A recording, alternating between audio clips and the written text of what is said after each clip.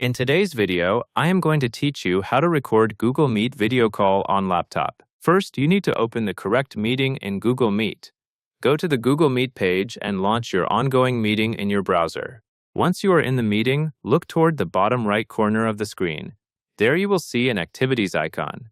The icon is usually shown as shapes, which helps you recognize it quickly. Now click the activities icon. After you select it, a menu opens that contains meeting options. In that menu, look for Recording. The recording item may appear as a clear option in the list, since it is one of the most important meeting controls. When you find Recording, click Start Recording. As the meeting continues, you can stay focused on the conversation while the recording runs in the background. The key thing to remember is that recording does not automatically stop when the meeting ends in every situation.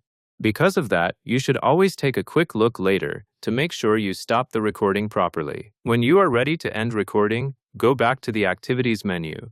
You will return to the same place you opened earlier by clicking the Activities icon in the bottom right corner again. In the menu, select Recording, and then click Stop Recording. Stopping is important because it prevents capturing unnecessary time after the part you wanted is finished. After you stop recording, the file will save automatically to the organizer's Google Drive. And that covers everything you need to know.